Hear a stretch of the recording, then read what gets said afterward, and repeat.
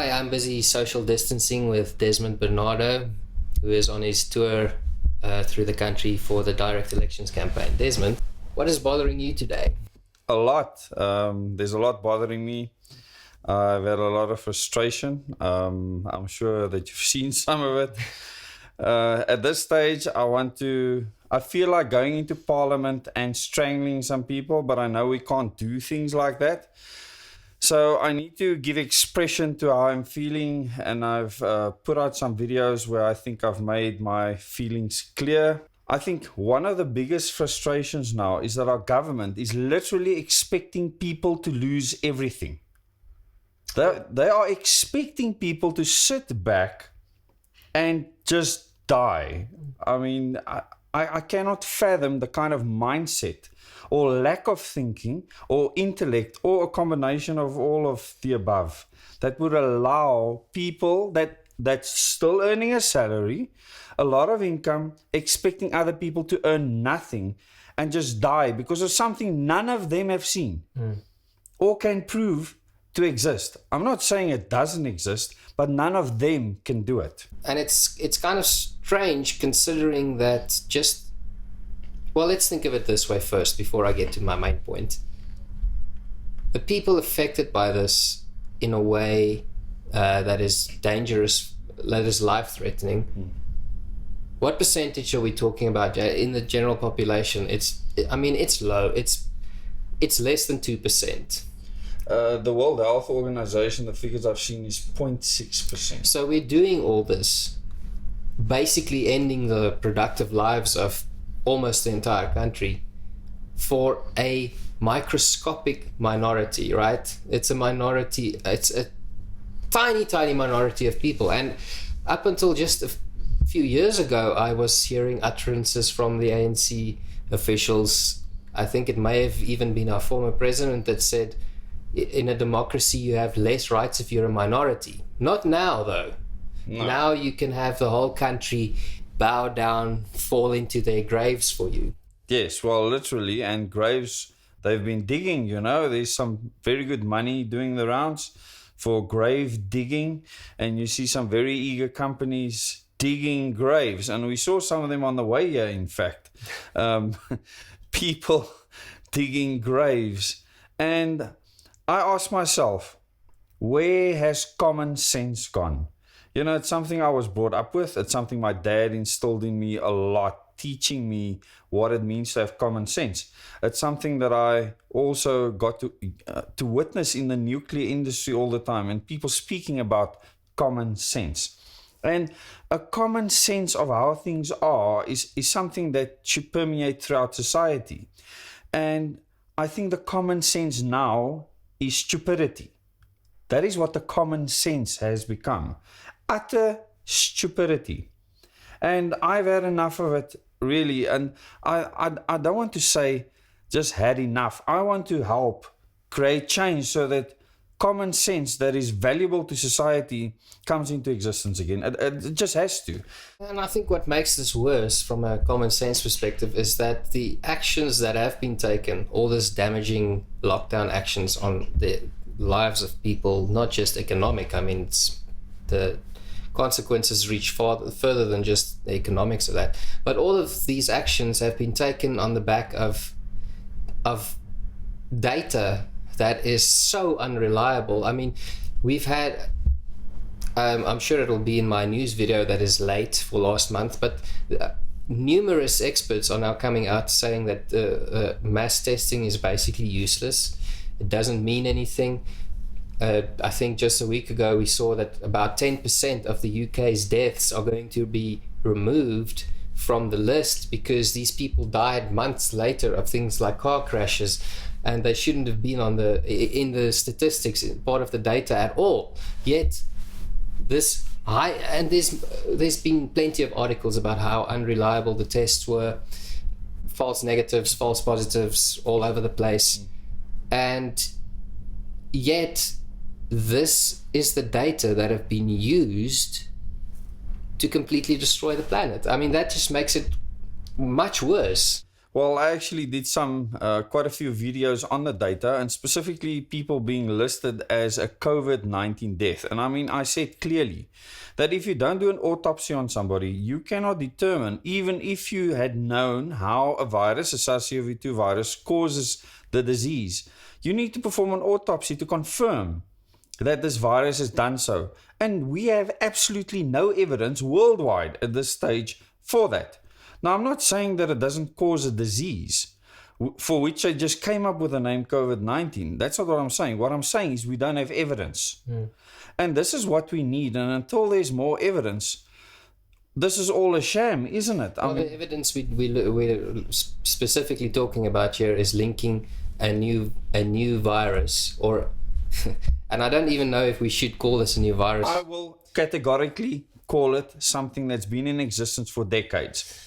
Because this is my position. Well, I've heard another doctor also saying, what data are you using to call this a new virus in all the hundreds of thousands of years of human evolution? Well, where do you come up with this notion that it's a novel virus? And to be honest, in the very beginning, I heard I think it was on Sky in the UK, a virologist there from one of their institutions talking about the fact that this is one of the most scary things he's ever seen, and we have no immunity to this.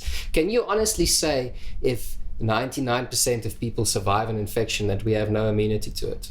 Well, the first thing I look at is evidence. So the first time all the fear-mongering started, because that's all I saw in the mainstream media, and when I look at mainstream media, because of my background in counter-terrorism intelligence, I take everything with a pinch of salt because I know it's manipulated continuously, okay? And that there's specific agendas and scripts used. So when I saw this news coming out, you try and find out how serious could this be. So what is the probabilistic risk of this being really serious? And then you use the current data that's provided for you. Not tested, provided. And based on that, this had a potential to be serious. It didn't take a month before we had evidence to suggest that was all hogwash. And I don't want to call it anything else. You can throw it out the front door. And the moment that happens, you need to reevaluate how you do things. So to me, when there's a credible threat, you need to take serious action instantly. Stop flights coming into the country, do many other things immediately, and protect the most vulnerable based on the evidence presented at the time. The fact is they had no proper evidence. Those are the facts now. We know that in hindsight. But at the time, when our government says that they did a lockdown fast on travel from overseas countries, it's absolute rubbish. I mean, if I knew that there was a real threat of the scale they've made this, they should have shut down flights a long time before that. Exactly. I mean, the initial estimate of when this broke out was beginning of September, but we've seen reports now that it was maybe November. Some have pushed it back. They say they found samples in Spain at the beginning of the year, from the surge of March last year. I don't know if that is that specific instance is a credible one, but the possibility is certainly. I mean, if you start seeing people getting sick and coming to hospital and ending up in intensive care in December, it's kind of logical that it was there a little bit before that. Yes. Because they don't just get sick one day and die on the same day. The thing, I like to use their own evidence against them. So I analyze what they say, and this is why my videos cannot be removed, because I base it on their own material.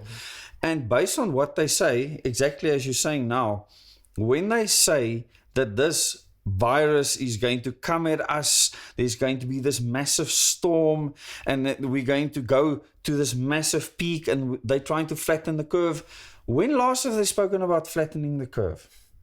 So it's a moving target continuously, which tells you when people say this is a pandemic, they don't necessarily mean there is no virus or anything like that.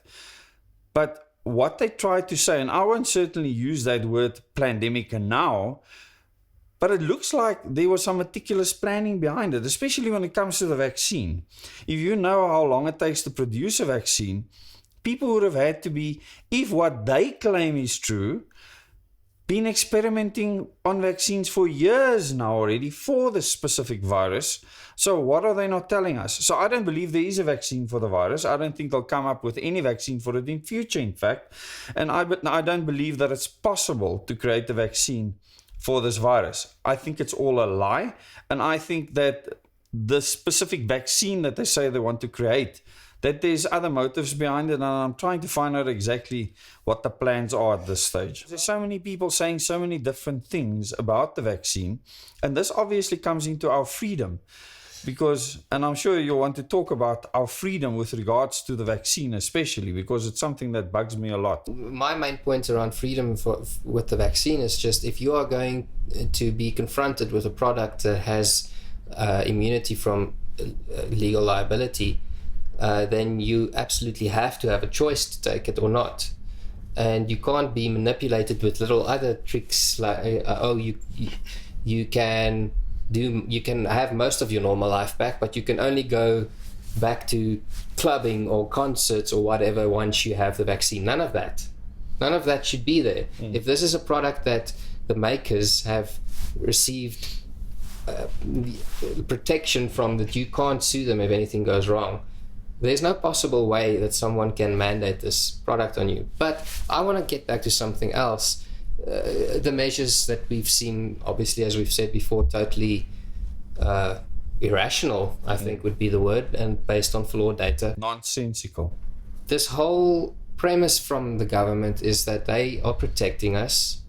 They need to protect us because apparently, if we were facing a disease with a 10% mortality rate, apparently we would be too stupid to see, if 1 in 10 people drop dead, that this is dangerous. They have to explain to us why it's dangerous. Now, you've made a very good point here, and this is something that I've driven home, and it's something my wife has said extensively. So if you see people falling over and your friends and family dying from something, what will you naturally do? No government would have to convince you to take the necessary actions to isolate or to stay away from other people. You would do it naturally. You would need no convincing. So what they're actually saying is exactly what the party system says. We are stupid and they know everything. So the parties can make better decisions for us. And this was actually the reasoning. And this is hidden from the public. The parties, the people in the parties, sit around a table and say, we have to make collective decisions for the sheeple out there because they are stupid. They can't think like us. And we can think better than them. But after having experienced these people, I would call them not sheeple. I would call them blood-sucking leeches and opportunists, because that's what they are. They wouldn't hold a proper job outside of government, most of them. They need a party to give them a position where they can earn an income, a massive income from us taxpayers. And they cannot represent us because they don't have the know-how at all. They weren't qualified to become a politician or to become a public representative. They didn't pass any tests, any minimum requirements or anything that I'm used to in the nuclear field. They were just voted in by their party, selected. Often after fights, I know especially in the DA that Helen Zille and Patricia de Lille had huge fights over who the candidates should be that are picked for the councils. So it proves to you that that system is fatally flawed and is not focused on the people themselves. Well, as you say, they can't hold a job in the real world without it. And you'll see this whenever a new party is formed, where suddenly people from various parties flock to that one. Hey, we have our celebrity politicians. Did they so it's fancy you. So I fancy the fact that you mentioned that. So we are supposed to believe that those politicians that moved suddenly from their old party were so unhappy where they were. They were very unhappy and they just waited for this opportunity. Yeah. Especially they wait up until the last minute, still earn their fat salary, and then they resign and the next month there's a new party. Now I can tell you, to register a new party takes time. You have to get a certain amount of signatures, you have to have a founding meeting, you have to come up with a constitution, you have to come up with so many different things, and then go through a process of registration. You can't tell me, and you probably know who I'm referring to now, that you can walk out, this the last party you were in, and have another party up and running in less than a month. Mm-hmm. It's not possible if you follow the normal processes. So those people most of them have started a long time ago while still earning the money. What does that make them? Corrupt. Mm. It also makes them sellouts to the parties that they were in, that put them there. And that is why parties would normally say, I put you there, you need to look after my interests. You need to do what I say. Yeah, well, never do they discuss the public. And in fact, I've never in any of those discussions ever heard the public mentioned once. No, but they don't. And that's something that people who maybe haven't seen, you've been much closer to the inner workings of parties than I have, but I've seen on the surface some of the maneuverings that go on. I mean, there was one night, must have been about 2 years ago, I was severely sick. It was in the middle of winter and I wanted to go speak to my counselor about smart meters. It was urgent, and she said I should go to one of the schools, I think, in the area where they were having some party registration event or something, and I went there. I took a friend of mine with me, who I know knows the Agenda 21 plan quite well, so that he can speak for me when I lose my voice. That's how sick I was. And we get there and we explain to the counsellor what the aim of these meters are, what they are capable of doing, and how much information the public is not being told. And she was very concerned, and I believe she's a sincere person and wanted to try and help us. But another guy from the same party joined us sort of halfway during the conversation and overheard what we were talking about. And as soon as we stopped talking and just turned away from a moment because someone else was calling her, he called her aside, explaining to her what she needs to be telling us. It's not about us. It's not about the voters. It's about the party machine. Yes.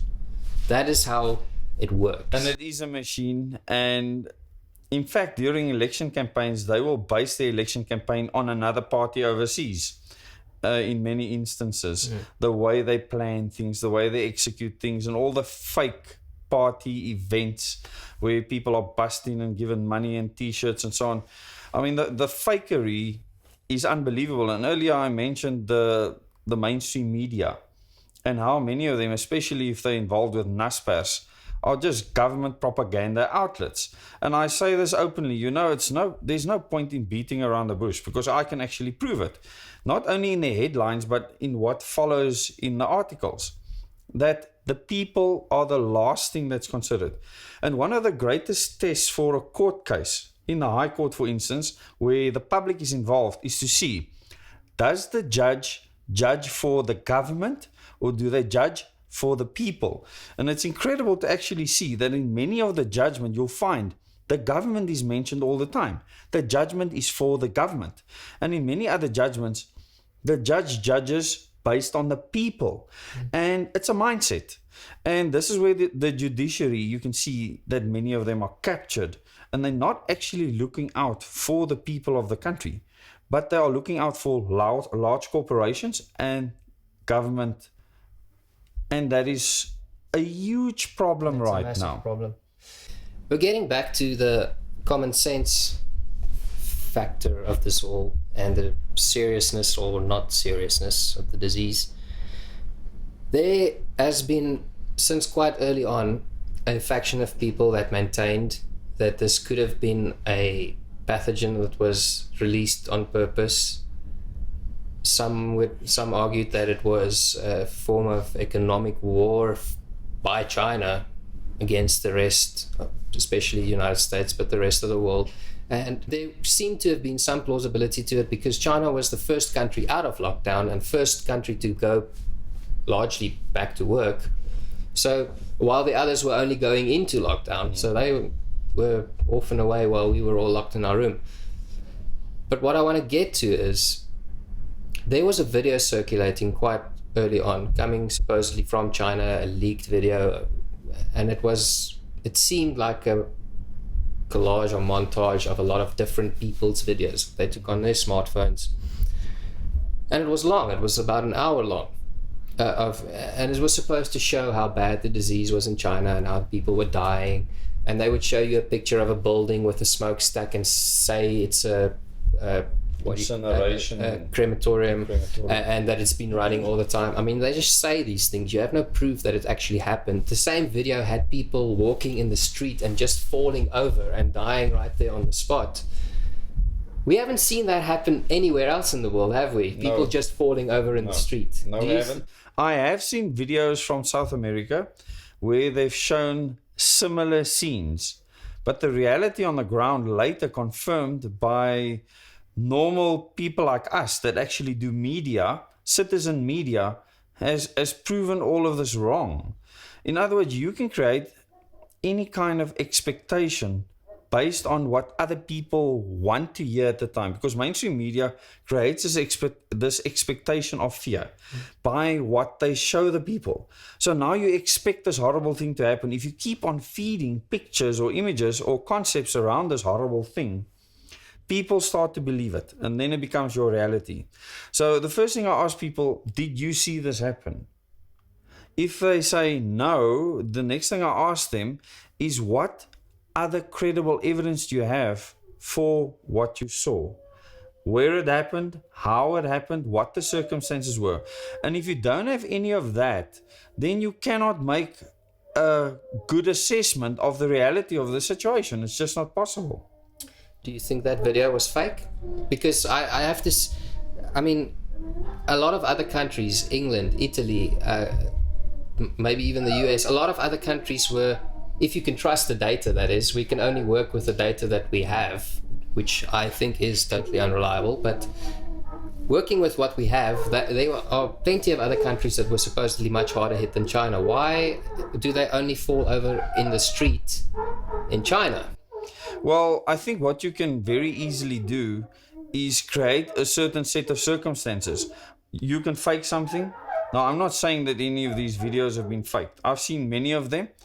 But what I'm saying is you can have one or two people fall over, and you remember one or two people falling over in the street. They could have fallen over for many, many reasons. And to say, it's the same as saying, like yesterday, where I got so many messages about Stellenbosch was going to be attacked and people were going to be slaughtered. What is the first thing I said to the people is, there's no support for this. No one would advertise something on social media if something was going to be done in mass, if they actually have the support. So the first thing you have to look is you have to look at the evidence that's presented.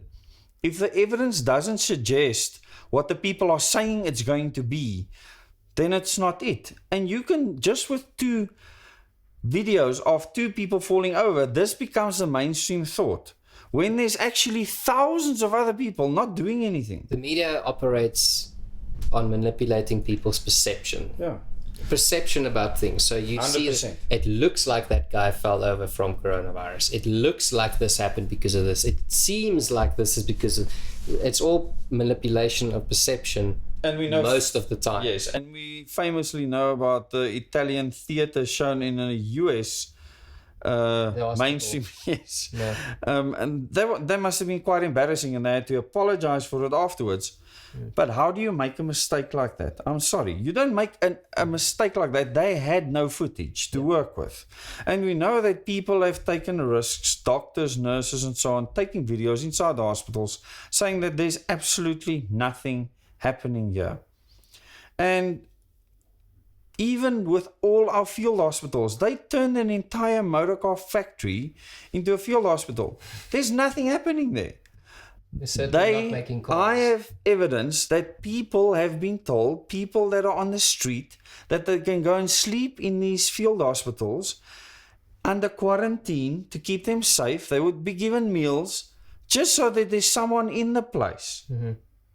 This is highly embarrassing. And also, I mean, it's the money that was spent. It's also quite sick if you're going to exploit people who are obviously already struggling because of this lockdown. Yes. They're now worse off than they were Yeah, we even won't before. talk about that mess in Cape Town at Muizenberg, And now you do where the them in- people were put in this concentration camp. And you know, the city of Cape Town might say that situation you were talking about, the homeless people now, that they were helping these people. These people were transported to a camp. It was like a concentration camp.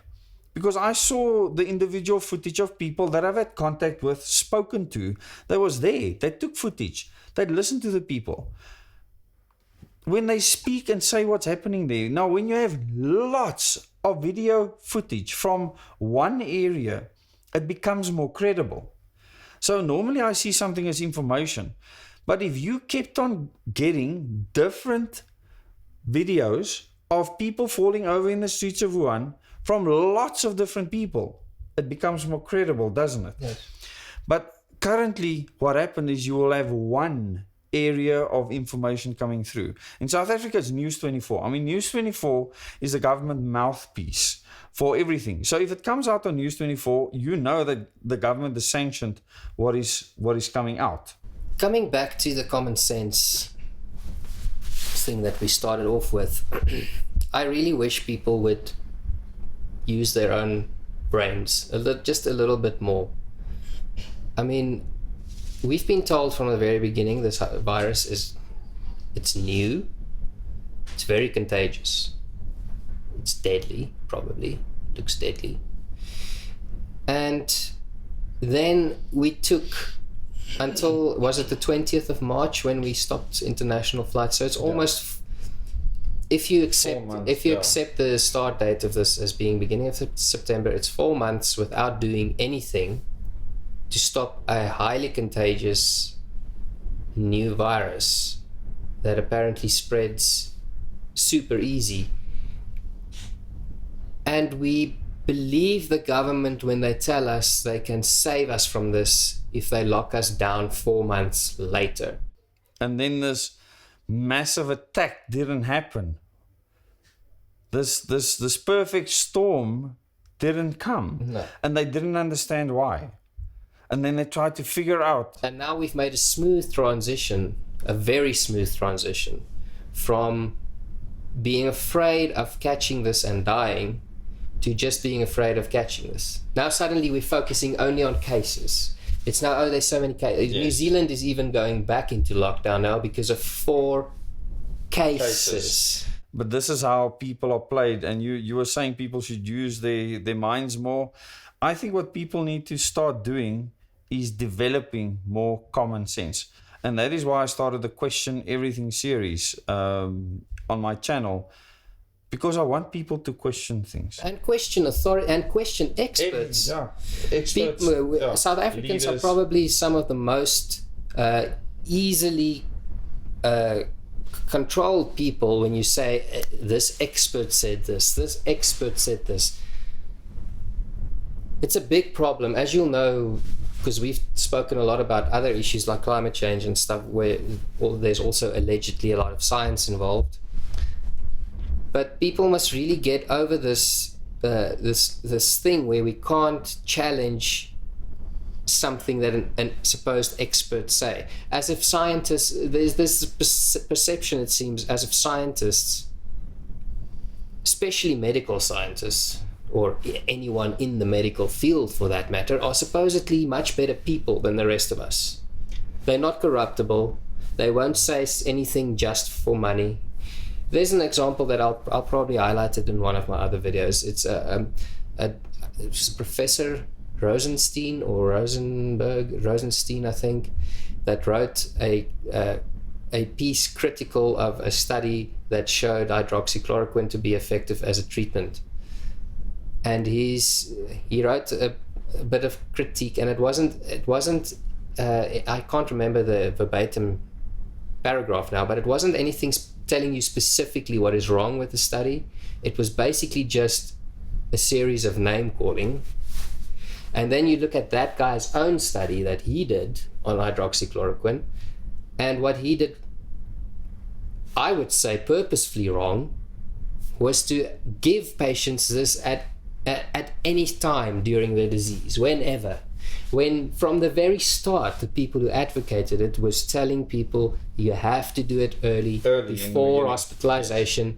And then this other guy, just because he's holds a title with some institute, he can come with a complete ad hominem attack, not saying anything of substance about the study that he's critiquing, but that is being held up. His opinion is being held up high. He is now more important.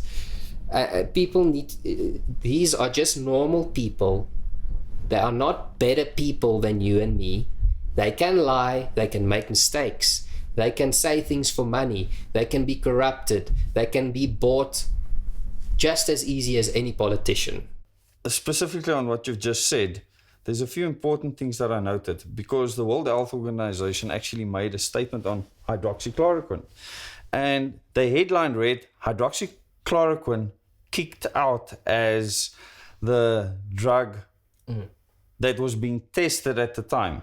But then you read the article, then you see it was only taken out of intensive care units. For people who are already close. Which means they are still allowing it for early cases. Yes. But that is not what the headline reads. And this is why I tackle the headlines of articles, because the headline is usually what they're trying to put across.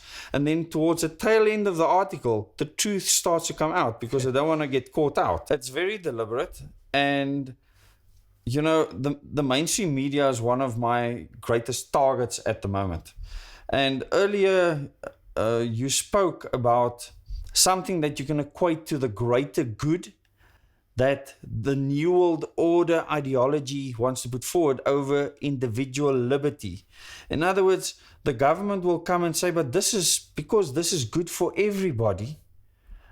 This is better for everybody. You, as one individual, cannot have the freedom to make choices anymore. Well, you know what? In Gauteng, where I live, it's a lot better if everyone just drove a Jeep. So I think everyone should just have one. Yes, just have one. Yeah. So that's it's a a lot greater better. good for everyone. Yeah. Anyway, we'll rant a lot more on your little stay here in Gauteng. I think we should wrap it up for now. People follow Des at 00 Des on YouTube and on Facebook. Also Des Bernardo. You also have a group, #Resistance SA, yeah, which is starting to grow now, and I've never put emphasis on it. But this is where people can really go and have fun. There's very little restriction there.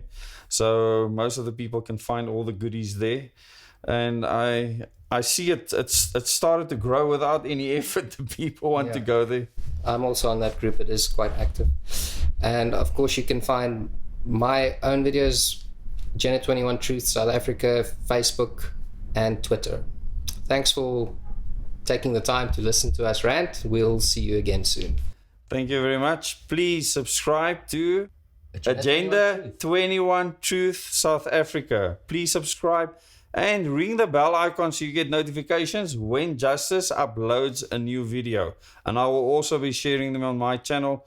We've been working together for some time now to get truth out to the people out there. And really support Justice. Donate to his cause. He's doing this full-time for you. It's very important that he gets the support that he needs for all this time and effort that he puts in to this work for everyone on the ground. Thank you, Justice. Thank you, Des. We'll speak again soon. Cheers, everybody. Please remember to click subscribe and the bell for notifications, and you can find us in the following places.